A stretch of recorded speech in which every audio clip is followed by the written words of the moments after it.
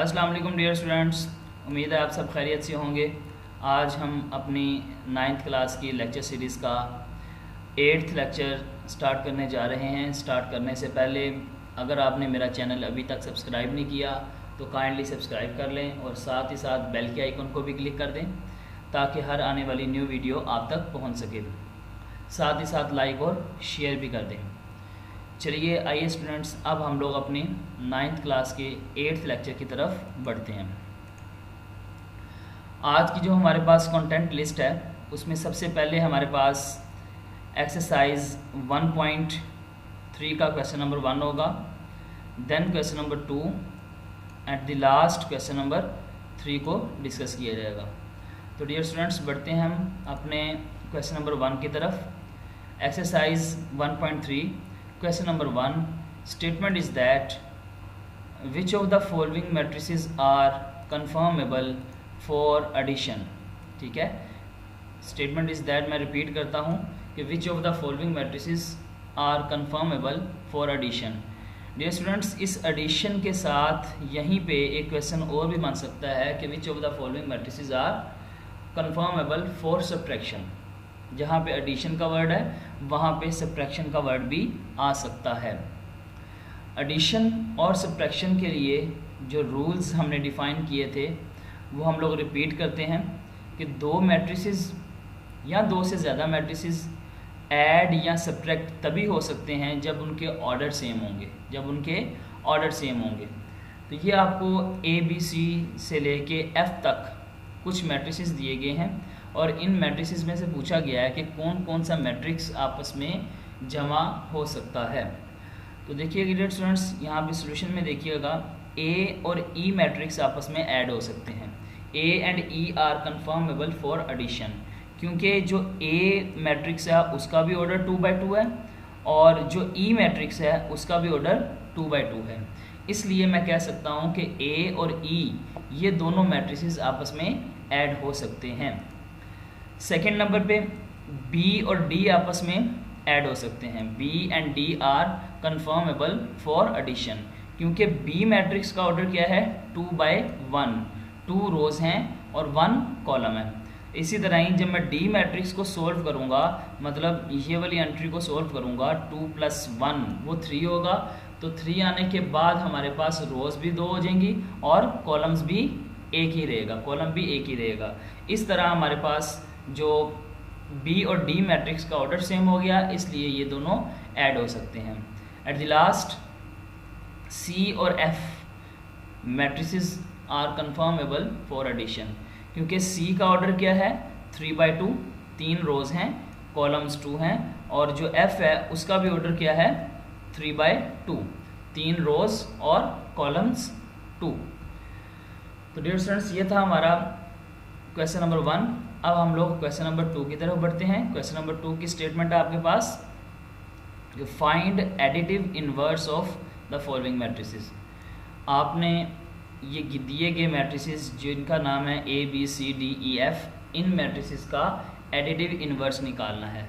तो dear students, याद रखिएगा, जब भी हमने किसी भी मैट्रिक्स का एडिटिव इनवर्स निकालना होता है तो जस्ट हमें उसके एलिमेंट्स का साइन चेंज करना है, मतलब उस मैट्रिक्स के साथ हमें माइनस मल्टीप्लाई करना है। वो माइनस खुद ही उसके साइन क्या कर देगा, चेंज कर देगा। अगर प्लस होंगे साइन तो नेगेटिव कर देगा, अगर नेगेटिव होंगे तो प्लस कर देगा।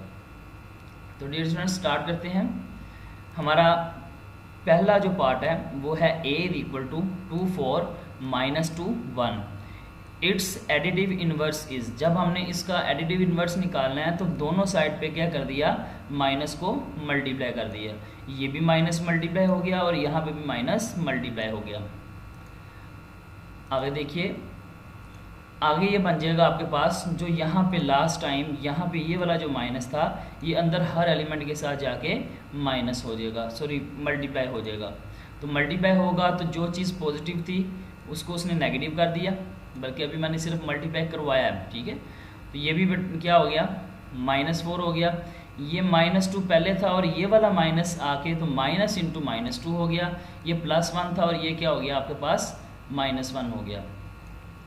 इसी तरह ही ये मैट्रिक्स आपके पास बना -2 4 -4 2, क्योंकि ये जो आपके पास माइनस माइनस प्लस हो गया, जब दो साइंस के दरमियान में ब्रैकेट आ जाए इसका मतलब है मल्टीप्लिकेशन होगी उन साइंस की, तो ये आ जाएगा +2 और यहाँ से -1 एज इट इज़। ये हमारा ए का नेगेटिव मैट्रिक्स आ गया, मतलब ए का इन्वर्स एडिटिव इन्वर्स आ गया। अब हम बी पार्ट देखते हैं। बी पार्ट आपके पास है b = 1 0 -1 2 -1 3 3 -2 and 1। It's additive inverse is, दोनों साइड पे क्या कर दिया आपने, माइनस को मल्टीप्लाई कर दिया। अब इस माइनस ने अंदर जाके हर एलिमेंट के साथ मल्टीप्लाई होना है, तो ये -1 के साथ मल्टीप्लाई होगा तो -1 बन जाएगा। 0 के साथ कोई भी चीज़ मल्टीप्लाई हो तो 0 को कोई फ़र्क नहीं पड़ता। इसी तरह ही -1 से जब माइनस मल्टीप्लाई होगा तो ये बनेगा माइनस इंटू -1। जब 2 से मल्टीप्लाई होगा तो बन जाएगा -2। जब -1 से मल्टीप्लाई होगा तो -1 इंटू -1। जब 3 से मल्टीप्लाई होगा तो -3। जब इस 3 से भी मल्टीप्लाई होगा तो -3 और इस -2 से मल्टीप्लाई होगा तो माइनस इंटू -2 और इस 1 से मल्टीप्लाई होगा तो क्या आ जाएगा, -1 आ जाएगा। तो इस तरह हमारा जो फाइनल आंसर आपके पास है वो -1 0 माइनस माइनस प्लस हो गया ये, और 1 ये -2 ये भी माइनस माइनस प्लस हो जाएगा 1, ये -3 ये भी -3 माइनस माइनस प्लस 2 और ये क्या आ जाएगा -1। इस तरह हमारा बी मैट्रिक्स का भी एडिटिव इन्वर्स निकल आया। अब हम लोग अपने तीसरे पार्ट की तरफ बढ़ते हैं, जो कि स्टेटमेंट आपके पास C = 4 - 2। It's additive inverse is, इसका जो एडिटिव इन्वर्स है वही काम दोनों साइड पे पहले क्या कर दिया, माइनस के साइन को मल्टीप्लाई कर दिया, फिर राइट साइड पे जो बाहर माइनस है वो अंदर वाले हर एलिमेंट के साथ मल्टीप्लाई होगा। तो प्लस के 4 के साथ मल्टीप्लाई होगा तो ये -4 बनेगा, और -2 के साथ मल्टीप्लाई होके तो माइनस इंटू -2 बन जाएगा। एट द फाइनल हमारे पास जो आंसर बनेगा -4 और माइनस माइनस प्लस, तो ये क्या आ जाएगा प्लस का 2। हम अपने फोर्थ पार्ट की तरफ बढ़ते हैं, which is that D = 1 0 -3 -2 2 and 1। It's additive inverse is, तो दोनों साइड पे हम लोगों ने माइनस को मल्टीप्लाई कर दिया। यहाँ पे मैंने डायरेक्ट, यहाँ पे मतलब जहाँ पे माइनस आना था वो मैंने माइनस नहीं लगाया।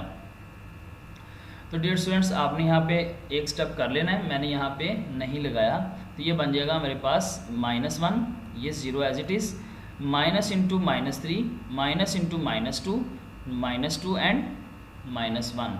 फाइनल हमारे पास जो आंसर आएगा वो क्या आ जाएगा, -D = -1 0 3 2 -2 एंड -4।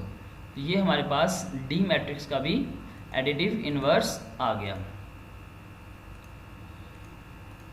इसी तरह ही डियर स्टूडेंट्स हम लोग अपने E मैट्रिक्स की तरफ बढ़ते हैं, जो E पार्ट है 5th पार्ट, उसकी तरफ बढ़ते हैं और उसकी स्टेटमेंट आपके पास E = 2 1 -1 3। It's additive inverse is, दोनों साइड पे पहले माइनस मल्टीप्लाई कर दिया, देन आपके पास क्या बन गया -2, क्योंकि पहले +2 था अब -2 हो गया, ये 1 था -1 हो गया, ये -1 था तो बाहर से माइनस मल्टीप्लाई होगा तो माइनस इंटू -1 हो जाएगा, और ये +3 था तो ये क्या हो जाएगा -3। इसी तरह ही फाइनल हमारे पास जो आंसर बन जाएगा -E = -2 -1 +1 एंड -3। हमारा आज का इस क्वेश्चन का last part F = (-3 1 -1 and (2). It's additive inverse is, इसका एडिटिव इन्वर्स क्या हो जाएगा, ये दोनों साइड पे पहले हम लोगों ने क्या करना है, माइनस को मल्टीप्लाई करना है, तो माइनस को मल्टीप्लाई कर दिया, माइनस को दोनों तरफ मल्टीप्लाई कर दिया, तो फाइनली हमारे पास सेकंड लास्ट स्टेप क्या बन गया, ये प्लस का (3) था, माइनस का (3) आ गया, ये प्लस का 1 था, माइनस का 1 आ गया, ये माइनस का 1 था, माइनस इंटू -1 हो गया, ये (2) प्लस का था, माइनस का (2) हो गया, और एट द एंड हमारे पास F का भी एडिटिव इन्वर्स क्या बन गया, -(3) -1 1 एंड (2) माइनस का। डियर स्टूडेंट्स ये था हमारा क्वेश्चन नंबर 2। अब हम लोग क्वेश्चन नंबर 3 की तरफ बढ़ते हैं, जिसके स्टेटमेंट है कि if A is equal to -1 2 2 1, B is equal to 1 -1, C is equal to 1 -2 2 and D is equal to 1 2 3 -1 0 2, then find. इसके टोटल 9 पार्ट्स हैं, जिसका पहला पार्ट है आपके पास ए प्लस मैट्रिक्स 1 1 1 1, इसका आंसर फाइंड करें। इसी तरह बी है आपके पास, इसी तरह C and so on up to 9 parts तक। तो हम लोग बारी बारी हर पार्ट को देखते हैं। हम पहला पार्ट स्टार्ट करते हैं जिसकी स्टेटमेंट है ए प्लस मैट्रिक्स 1 1 1 1, हमने इसकी वैल्यू फाइंड करनी है। तो जो ये ए है हमने हमारे पास इसी की वैल्यू हम लोगों ने सिर्फ इधर रखनी है और दोनों मैट्रिक्स को ऐड कर देना है। तो ये मैंने ए की मैट्रिक्स यहाँ ए की वैल्यू यहाँ पे रख दी। ए मैट्रिक्स जो हमें दिया हुआ था उसकी वैल्यू मैंने यहाँ पे रख दी। डियर स्टूडेंट्स, अब हमें इन दोनों मैट्रिसेस को ऐड करना है, इन दोनों मैट्रिसेस को ऐड करना है। तो ऐड करने के लिए डियर स्टूडेंट्स हमने पहले भी पढ़ा था कि दो मैट्रिसेस ऐड तभी हो सकते हैं जब उनके ऑर्डर सेम होंगे। तो देख लीजिए दोनों मैट्रिसेस का ऑर्डर सेम है। फर्स्ट मैट्रिक्स का भी ऑर्डर क्या है 2/2 और सेकंड मैट्रिक्स का भी ऑर्डर क्या है 2/2। तो इस तरह एडिशन के लिए रूल है कि फर्स्ट एलिमेंट के साथ ऐड होगा, सेकंड एलिमेंट के साथ ऐड होगा, थर्ड एलिमेंट के साथ ऐड होगा एंड फोर्थ एलिमेंट के साथ ऐड होगा। इसी तरह ही इनको कोरस्पॉन्डिंग एलिमेंट्स को ऐड करने के बाद हमें जो मैट्रिक्स मिला वो ये है -1 + 1 2 + 1 2 + 1 एंड 1 + 1। एट द फाइनल हमारे पास जो रिजल्ट आ गया वो क्या आ गया 0 3 3 एंड 2। ये हमारा पार्ट नंबर 1 कंप्लीट हुआ। अब हम लोग पार्ट नंबर 2 की तरफ बढ़ते हैं। पार्ट नंबर 2 है b प्लस -2 एंड 3, इनको हम लोगों ने ऐड करना है। तो मैंने क्या किया, सिर्फ b की वैल्यू इधर पुट कर दी, जो मुझे गिवन थी b की वैल्यू वो मैंने इधर पुट कर दी। अब इन दोनों मैट्रिसेस को भी हम लोगों ने ऐड करना है। तो आप देखिए ऐड करने के लिए ऑर्डर सेम होने चाहिए। दोनों मैट्रिसेस के ऑर्डर क्या हैं, सेम है। अगर दोनों मैट्रिसेस के ऑर्डर सेम है तो एडिशन का तरीका ये है कि कोरस्पॉन्डिंग एलिमेंट्स को हम लोग ऐड कर देते हैं। कोरस्पॉन्डिंग मीन यहाँ से फर्स्ट एलिमेंट के साथ ऐड हो जाएगा और यहाँ से सेकंड एलिमेंट के साथ ऐड हो जाएगा। तो ये बन जाएगा 1 + (-2) -1 + 3। और फाइनल हमारे पास एडिशन के बाद जो सोल्यूशन आएगा 1 -2 -1, ये कैसे आया, मतलब ये माइनस कैसे आया, ये प्लस माइनस मल्टीप्लाई हो जाएंगे। तो ये बनेगा 1 -2 -1 + 3 और फाइनल हमारे पास जो आंसर आ जाएगा -1 एंड 2। हम अपने पार्ट नंबर 3 की तरफ बढ़ते हैं जिसकी स्टेटमेंट है c प्लस मैट्रिक्स 5 1 -6, इसकी वैल्यू हम लोगों ने फाइंड करनी। तो c की वैल्यू मैंने यहाँ पे रख दी जो मुझे गिवन थी 1 -1 एंड 2। अब दोनों मैट्रिसेस को हम लोगों ने क्या करना है, ऐड करना है। तो दोनों मैट्रिसेस को ऐड करते हैं। इन दोनों मैट्रिसेस को ऐड करने से पहले देखिएगा इनके ऑर्डर सेम है, तो इसका मतलब है ये ऐड हो सकते हैं।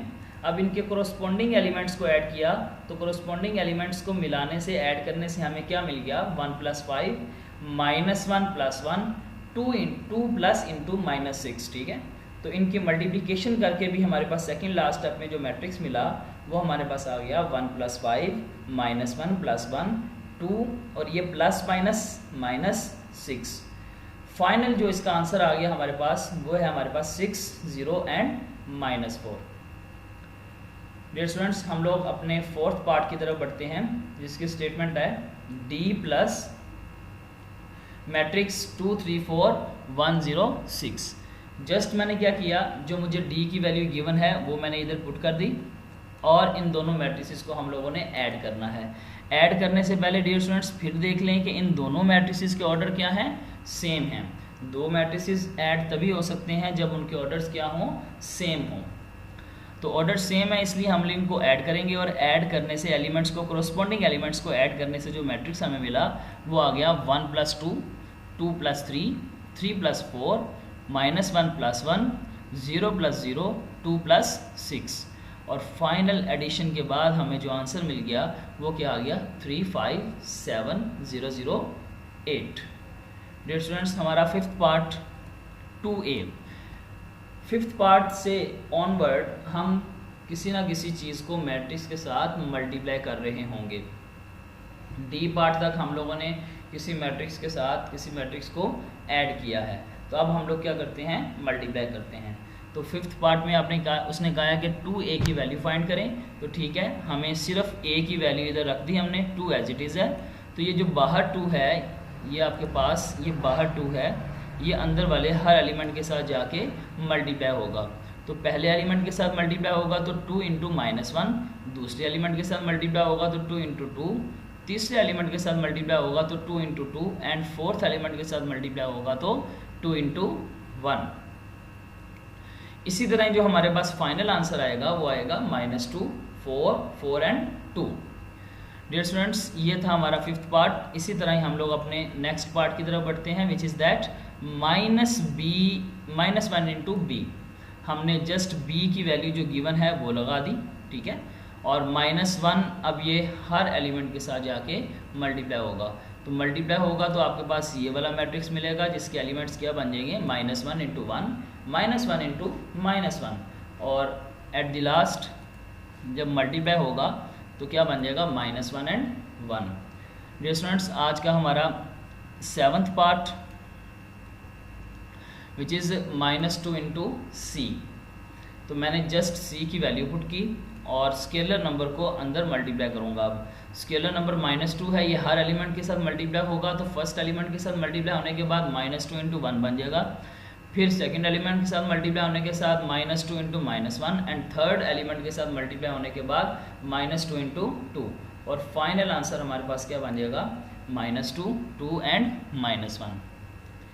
डियर स्टूडेंट्स, इस क्वेश्चन का सेकंड लास्ट जो पार्ट है वो है 3D। आपने जस्ट d की वैल्यू पुट की, स्केलर नंबर अब इस एलिमेंट के साथ हर एलिमेंट के साथ जाके मल्टीप्लाई होगा, और एट द एंड फाइनल हमारे पास जो आंसर आ जाएगा 3, 6, 9, -3, 0 एंड 6 आ जाएगा। ये मैंने मल्टीप्लिकेशन फास्ट कर दी, ये जो पार्ट है मैंने फास्ट कर दिया, इसको आप अपने हाथ से भी देख लीजिएगा। इसी तरह जो लास्ट पार्ट है वो 3C है। सिमिलरली आपने C की वैल्यू पुट की, फिर 3 को हर एलिमेंट के साथ मल्टीप्लाई किया, 3 को फर्स्ट एलिमेंट के साथ भी मल्टीप्लाई किया, ये 3 इंटू 1 आ गया, सेकंड एलिमेंट के साथ मल्टीप्लाई किया 3 इंटू -1 आ गया, एंड थर्ड एलिमेंट के साथ मल्टीप्लाई किया तो 3 इंटू 2 आ गया, और फाइनल आंसर हमारे पास क्या आ गया, 3, -3 एंड 6। डियर स्टूडेंट्स, ये था आज का हमारा लेक्चर। उम्मीद है कि आप लोगों को समझ आई होगी। इससे आगे इंशाल्लाह ताला हम लोग नेक्स्ट क्लास में देखेंगे। अल्लाह हाफिज़।